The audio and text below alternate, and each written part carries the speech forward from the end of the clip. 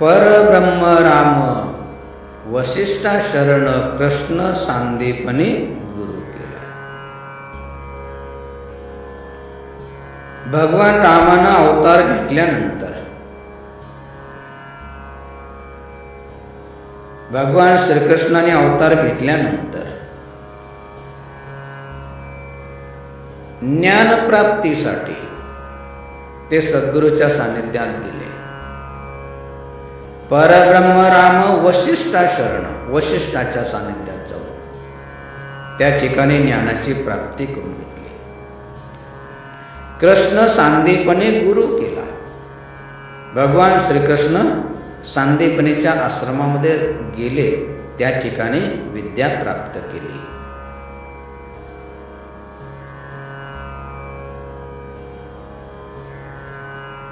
ते अज्ञानी होते असंही नाही, परंतु या जगामध्ये आल्यानंतर मर्यादा स्थापन करण्यासाठी ते सद्गुरूच्या सानिध्यात गेले. तिथं त्यांची सेवा केली, तिथून ज्ञान प्राप्त केलं. म्हणून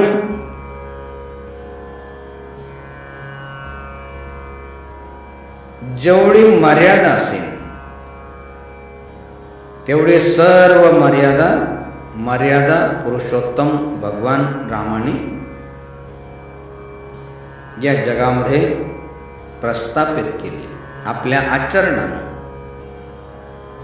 मर्यादा या विश्वाला दिली. भगवान श्रीकृष्णांनी या जगाला नीती दिली, नीतीचा बोध केला.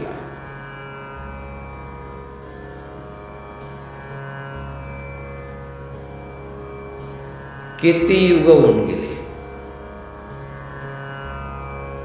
तरी देखील,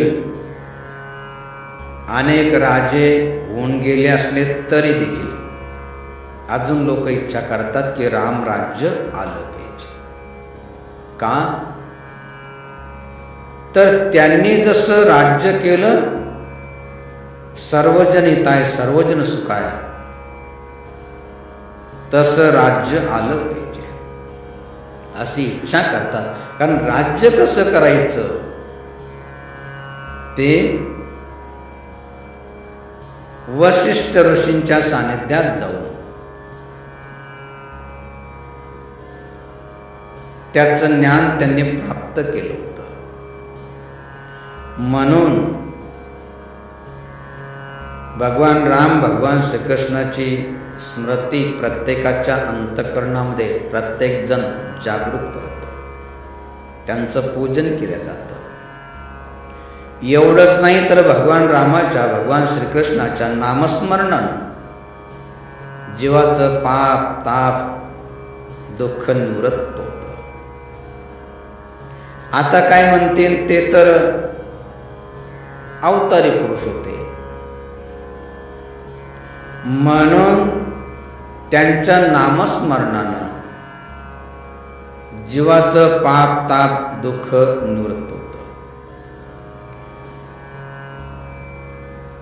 कारण ते अवतारी पुरुष होते, त्याच्यामुळं त्यांच्या नामस्मरणानं त्यांच्या आदर्शाप्रमाणे वागल्यानंतर जीवाला सुखाची प्राप्ती होते. समजा एखादा जर पापी असेल, तो जर सद्गुरूच्या सानिध्यात गेला, त्यांची वाणी ऐकली, तर तो देखील वंदनीय होईल का? निश्चित होऊन जाईल. जसं उदाहरण दिलं, कोणतं? वाल्मीका उपदेशी नारद तो मुनी, वाल्मीका उपदेशी नारद तो मुनी, वाल्मीका उपदेशी नारद तो मुनी, वाल्मीका उपदेशी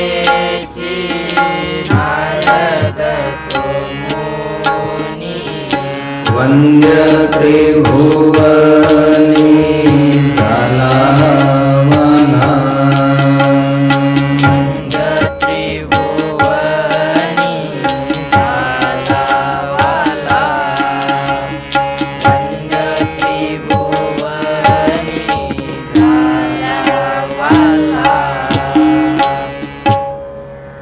वाल्मिका उपदेशी नारद तो मुनी वंद्य त्रिभुवनी झाला वाला.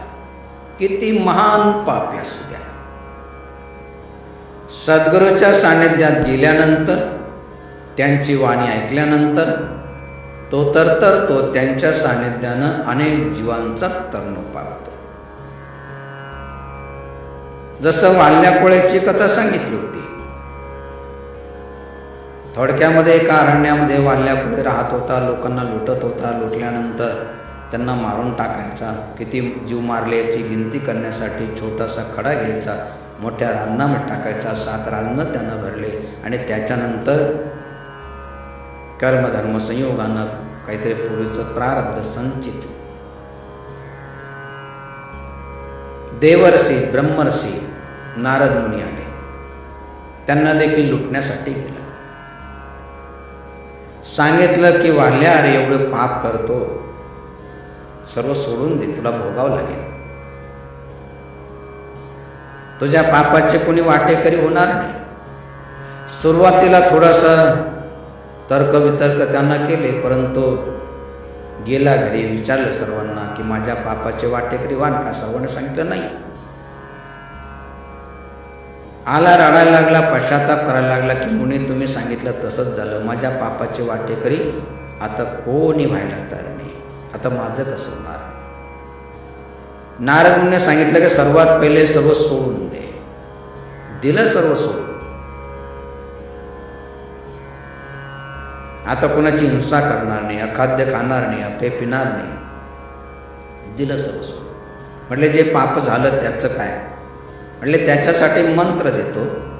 त्या मंत्राचं स्मरण करत बैस म्हटलं तर बसला, डोळे मिटले. जोपर्यंत उठा म्हणत नाही तोपर्यंत उठायचं नाही. आणि ते तर मंत्र देऊन चालले गेले. तो दिवस गेला, दुसरा गेला, आठवडे गेले, महिने गेले, किती वर्ष गेले. अंगावर ते वारुळ झालं. आणि कित्येक वर्षानंतर नारद मुनी आले, आवाज दिला आणि त्या वारुळामधून वाल्ल्याचे वाल्मिक ऋषीहून बाहेर आले. संत वर्णन करतात की वाल्मिका उपदेशी नारद तो मुनी वंद्य त्रिभुवनी झाला वाला. ते तर तरले, त्यांच्या रामायणात अनेक तरुण गेले, तरतात आणि तरत राहते. सांगायचं तात्पर्य जिवंतपणे सुखाची आणि मृत्यूनंतर मोक्षाची प्राप्ती करून घ्यायची असेल, आपण तरुण जगाला तारण्याचं सामर्थ्य आपल्याला प्राप्त करून घ्यायचं असेल तर त्याच्यासाठी आपण काय करा? सद्गुरूला शरण जा, त्यांची वाणी ऐका. जसं आत्ताच या ठिकाणी कबीर महाराजांचा विचार सांगितला. तीर्थ नहाय एक फल, साधू मिले फल 4, सद्गुरु मिले अनंत फल, कहत कबीर विचार.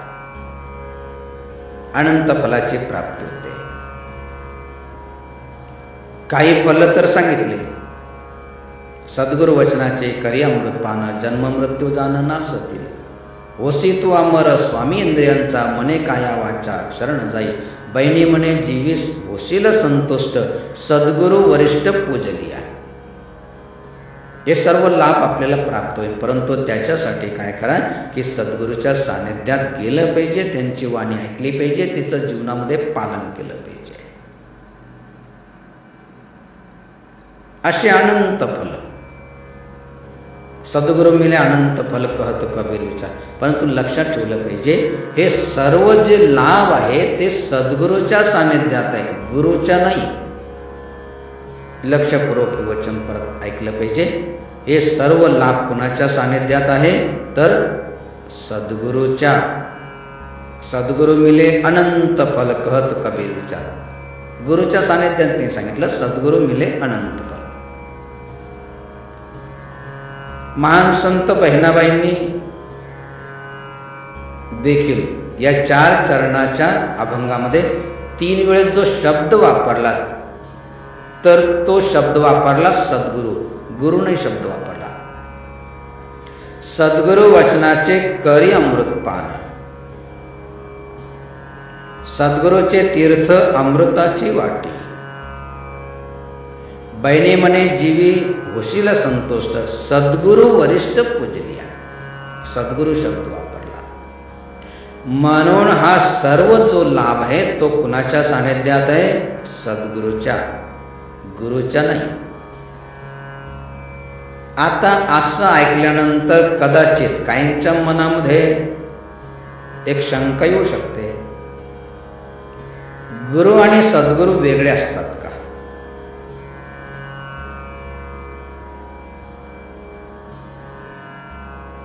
खूप वेगळे असतात.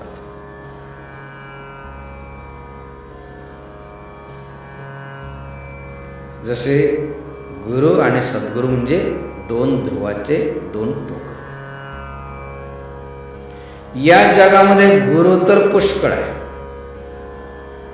परंतु सद्गुरु मात्र खूप दुर्लभ आहे. गुरु खूप आहे, सद्गुरु मात्र दुर्मिळ आहे. मग आपण म्हणाल की गुरु कुणाला म्हणतात आणि सद्गुरु कुणाला म्हणतात?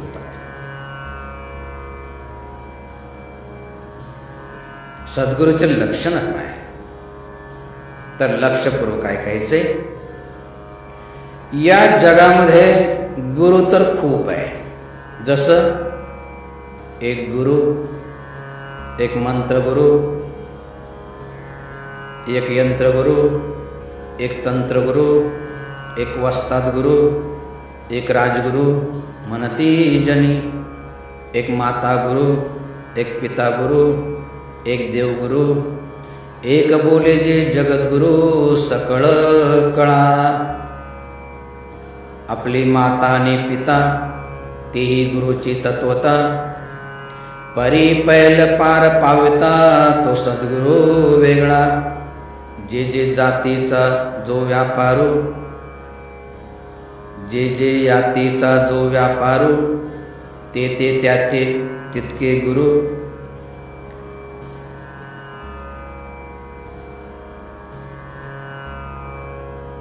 याचा पाहता विचारू उदंड असे, असवयसे उदंड गुरु नाना मतांचा विचारू. परी जो मोक्षदाता सद्गुरु तो वेगळाची असे. जे करामती दाखविती तेही गुरु म्हणे जेती, परंतु सद्गुरु नव्हेती मोक्ष दाते. असे असंख्य गुरु आहे. एक गुरु फक्त नावाचेच गुरु, ज्यांच्यामध्ये गुरु किंवा सद्गुरूचं कोणतंही त्यांच्यामध्ये लक्षण नाही, फक्त गुरु. ब्राह्मण काळामध्ये काही काही ठिकाणी मोठं विचित्र दृश्य बघायला मिळालं. काही काही ठिकाणी जे पान टपरे चालवतात ना, बिडी सिगारेट जे विकतात, त्यांना म्हणतात गुरु. गुरु एक सिगारेटचं पाकिट द्यावं, एक बिडीचं कट्टल द्यावं, आणि ते घेतलं ते म्हणतात गुरु करू सुरू. तो म्हणतो हा कर सुरू. एक गुरु फक्त नावाचे गुरु. एक मंत्र गुरु. मंत्र कुठेतरी वाचला, ऐकला, दुसऱ्याच्या कानामध्ये सांगत राहतात, झाले गुरु. त्या मंत्राचं बीज माहीत नाही, न्यास माहीत नाही, तो मंत्र सिद्ध केला नाही, बस कुठेतरी ऐकला, सांगत राहतात. दुसऱ्याच्या कानामध्ये सांगत राहतात. झाले गुरु. एक यंत्र गुरु. बेसाधे काही यंत्र अध्यात्मामध्ये असतात, त्याचं ज्ञान असतं. एक तंत्र गुरु, तांत्रिक गुरु. एक वस्ताद गुरु, जे कुस्त्या खेळतात ना, ते म्हणतात हे आमचे वस्ताद गुरु आहे. एक राजगुरु, राजाला ज्ञान देणारे राजगुरु. एक माता गुरु.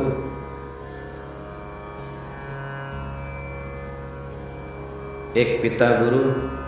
एक देवगुरु. एक बोली जे जगद्गुरु सकळ कळा. आपली माता आणि पिता तेही गुरुची तत्वता, परी पैल पार पाविता तो सद्गुरु वेगळा. एक माता गुरु. आपली आई आपली प्रथम गुरु आहे. एक माता गुरु. एक पिता गुरु. पिता म्हणजे वडील. आणि अजून एक पिता गुरु. काही ना काही केलं असतो ना. पिता म्हणजे जो पिणं शिकवतो. पिणं शिकवतो म्हणजे दूध पिणं शिकवतो, त्यांची गोष्ट चालली. बिडी, सिगारेट,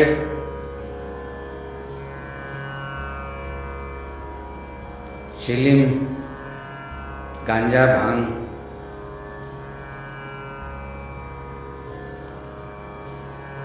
किंवा मद्य पिण्याचं शिकवतो. कसं शिकवतो?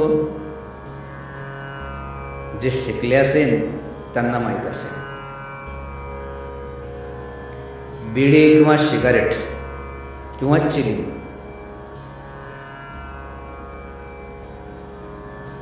पेटवतात. मग जो गुरु असतो तो पहिले झुरका घेतो आणि एक सरळ करून झुरका घेतला की मग ज्याला शिकवायचं त्या शिष्याच्या तोंडात देतो. बिडी देतो आणि आपल्या तोंडातला थुकाय देतो, आणि तोही बिडी घेतो आणि तो थुकाय घेतो. आणि मग म्हणतो की ओढ. आता तो नवीन शिकणारा असतो, थोडस ओढलं की तुला तो खॉक करायला. तो म्हणतो काय मर्दा, अरे थोडस ओढलं तर खॉक करायला लागला. आणि परत ती बिडी घेतो, बिडी सोबत सिगारेट सोबत किंवा त्या चिलीम सोबत त्याच्या तोंडातला थुका थोडासा आपल्या तोंडात येतो. आणि मग म्हणतो चांगलं पाय बरं का, पाय इकडं पाय, मी काय करतो. असा झुरका घेतो ना, चांगलं पाय बरं का, असा झुरका घेतो ना, तोंडातून घेतलं की नाकातून काढतो. नाकातून काढतो. आता कुठून काढतो बिचारा तोच झाले. एकदा धूर गेल्यानंतर जसं गंजीला अग्नी लागली, धूर काही वरतूनच निघतो असं नाही, खालून वरतून चौकडच धूर निघतो. आणि मग म्हणतात की माझ्या संसाराची, माझ्या देहाची सर्व राख रांगोळी झाली. सांगायचं तात्पर्य, पिता गुरु जे जे यातीचा जो व्यापारू, ते त्याचे तितके गुरु. याचा पाहता विचारू उदंड असे, आस्वायसे उदंड गुरु.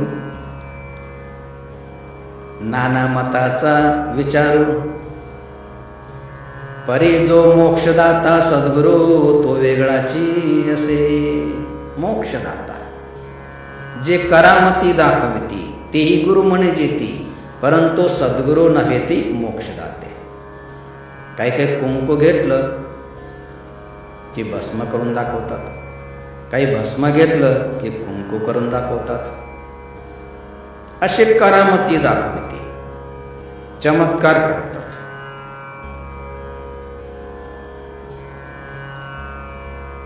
असे या जगामध्ये पुष्कळ गुरु आहे, परंतु सद्गुरू कुणाला म्हणतात, सद्गुरूचं लक्षण काय आहे, सद्गुरूचं कार्य काय आहे हे समजून घेतलं पाहिजे. विगडले देवानी भक्त, जीव शिवपणे द्वैत, तया देव भक्ता एकांत, करीतो सद्गुरु. प्राणी माया जाळी पडिले, संसार दुःखे दुःखावले, ऐसे जेने मुक्त केले, तो सद्गुरु जाणावा. विघडले देव आणि भक्त, जीव शिवपणे द्वैत, तया देव भक्ता एकांत, करीतो सद्गुरु. प्राणी माया जाळी पडिले, सुरुवातीच्या दिवसापासून चालू आहे, नको नको मना गुंतू माया जाळी. प्राणी माया जाळी पडिले, संसार दुःखे दुःखावले, दुःख रूप देह दुःखाचा संसार, सुखाचा विचार नाही कुठे. संसार दुःखे दुःखावले, ऐसे जेने मुक्त केले, तो सद्गुरु जाणावा. या संसार बंधनापासून, या मायाजाळापासून मुक्त करणारे ते सद्गुरु. आणि या संसार बंधनापासून, मायाजाळापासून, व्यसनापासून मुक्त करण्यासाठी कितीतरी साधना शिकवल्या जातात, परंतु गुरु हे काहीच करत नाही.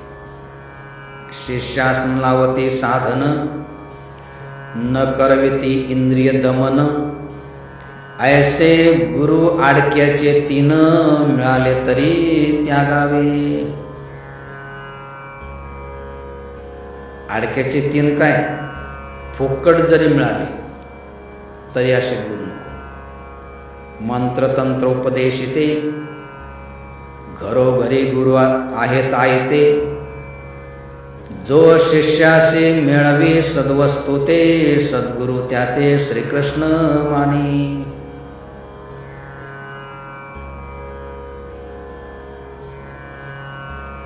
मग सद्गुरूचे लक्षण काय, सद्गुरू करतात काय?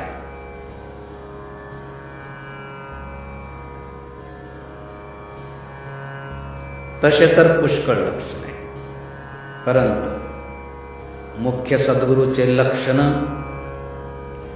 आधी पाहिजे विमळ ज्ञान, निश्चयाचे समाधान, स्वरूप स्थिती, याही वरी वैराग्य प्रबळ, वृत्ती उदास केवळ, विशेषाश्रय आचरे निर्मळ, स्वधर्माविषयी. थोडक्यामध्ये मनोनी ज्ञान वैराग्याने भजन, स्वधर्म कर्माने साधन, कथा निरूपण श्रवण मनन, नीती न्याय मर्यादा. सद्गुरूचे लक्षण चालू आहे.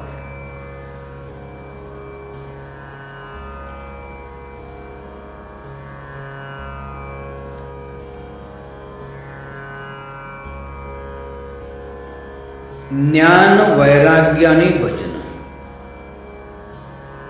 स्वधर्म कर्म आणि साधन, कथा निरूपण श्रवण मनन, नीती न्याय मर्यादा.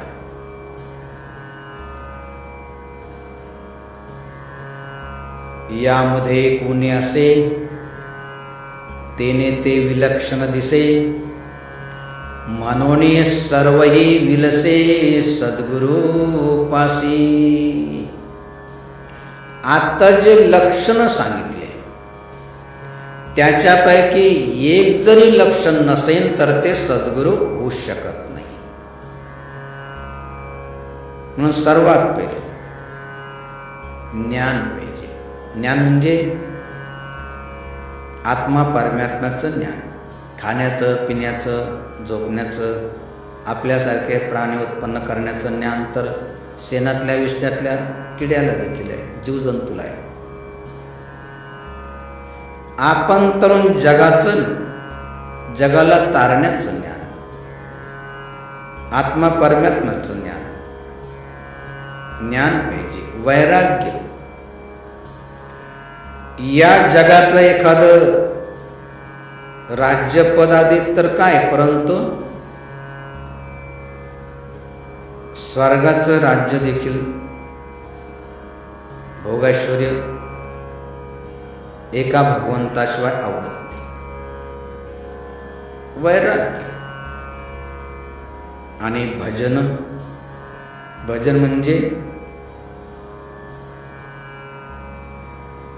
केवळ मंदिरामध्ये भजन होतं तेच भजन नाही. मंदिरामध्ये भजन करू नका असं म्हणत नाही, परंतु सर्वात श्रेष्ठ भजन झालं पाहिजे. श्रेष्ठ भजन कोणतं आहे? भगवंतानं सांगितलं, सर्वभूत प्रेमयुक्ती तया नाव भजन भक्ती बोलीजे उद्धवा. सर्वभूत प्रेमयुक्ती, सर्वभूत मात्रावर ते प्रेम करणं, ते खरं भजन आहे, ती खरं भक्ती आहे.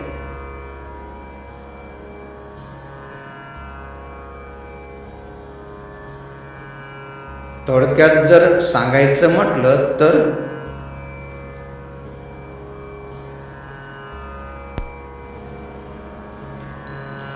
कोण्याही जीवाचा न घडो मत्सर, कोण्याही जीवाचा न घडो मत्सर, कोण्याही जीवाचा न घडो मत्सर,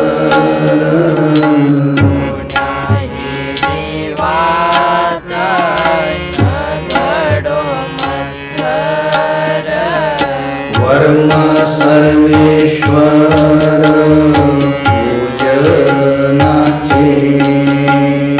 वर्म सर्वेश्वर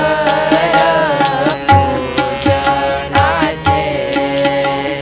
वर्म सर्वेश्वर पूजनाचे.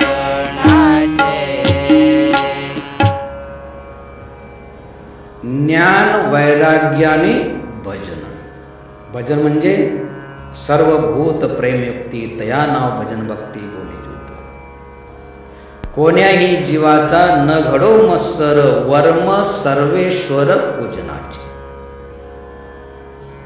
जो कोणत्याही जीवाचा मत्सर करत नाही, द्वेष करत नाही.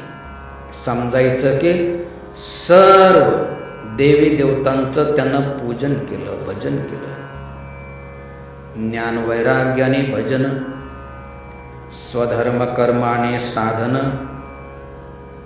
स्वस्व धर्माने रतसिद्धी लभंती मान.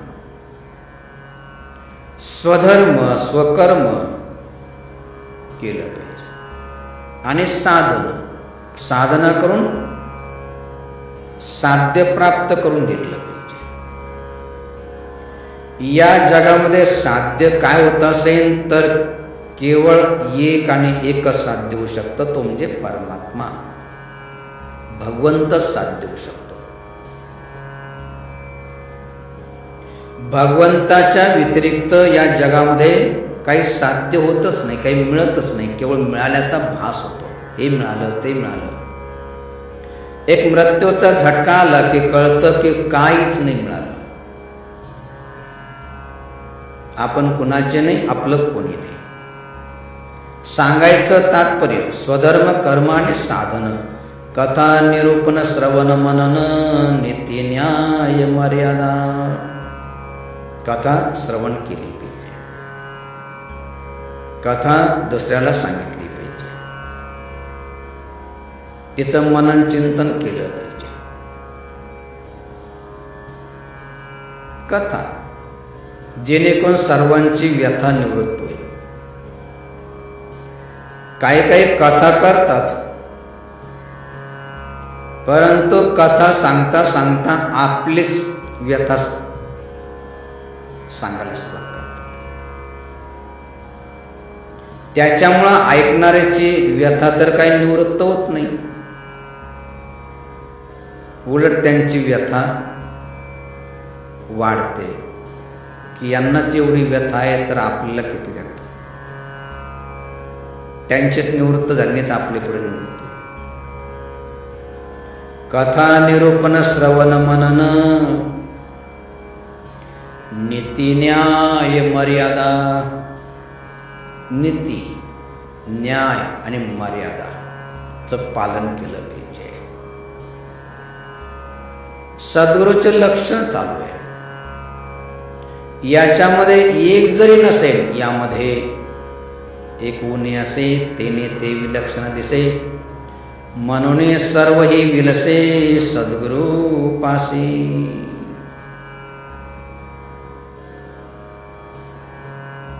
सद्गुरूचे लक्षण.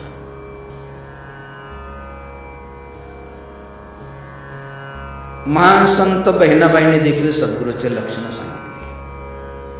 सद्गुरूच्या सानिध्यात काय काय लाभ आहे हे जसं सांगितलं तसं सद्गुरूच्या सानिध्यात काय काय लाभ आहे हे सांगितल्यानंतर सद्गुरूचे लक्षण देखील सांगितले.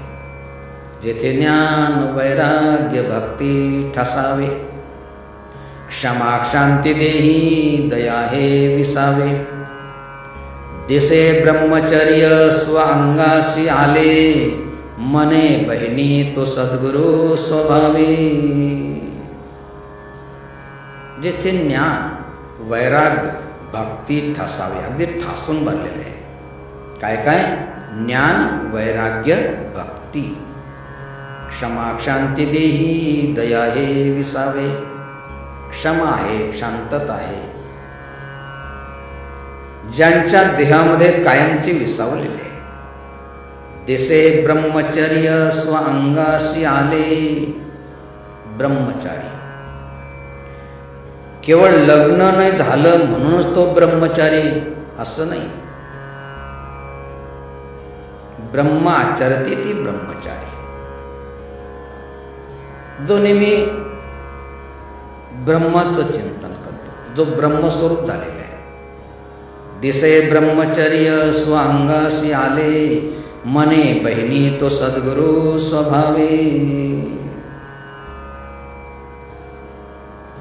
किंवा समर्थ सांगतात, जनी भक्त ज्ञानी विवेकी विरागी, कृपाळू मनस्वी क्षमावंत योगी. प्रभु दक्ष उत्पन्न चातुर्य जाणे, तयाचे नियोगे समाधान बाणे.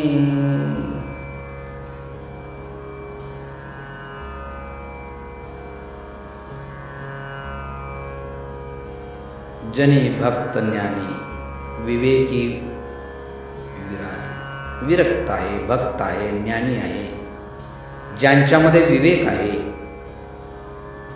कृपाळू आहे, मनस्वी आहे, क्षमावंत आहे आणि प्रभु दक्ष उत्पन्न चातुर्य जाणे. भगवंताची प्राप्ती कशी होईल,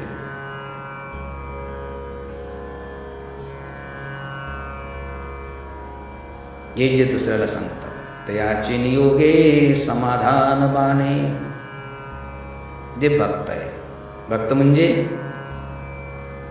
म्हणजे विभक्त नव्हे आणि विभक्त म्हणजे भक्त नव्हे. विचारे विन काहीच नव्हे समाधान, तस्मात विचार करावा देव कोणतो ओळखावा, आपला आपण शोध घ्यावा अंतर्यामी.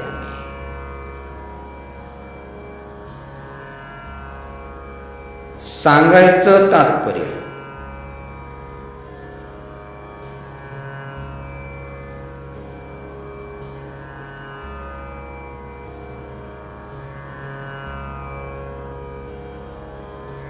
असे जे भक्त आहे,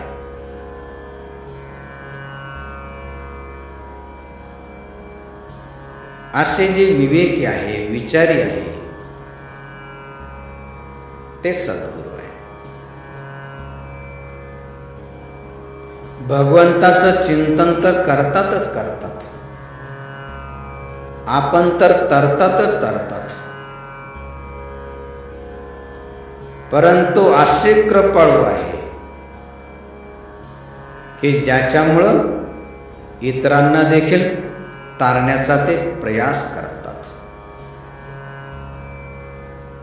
का करतात? कृपाळू आहे.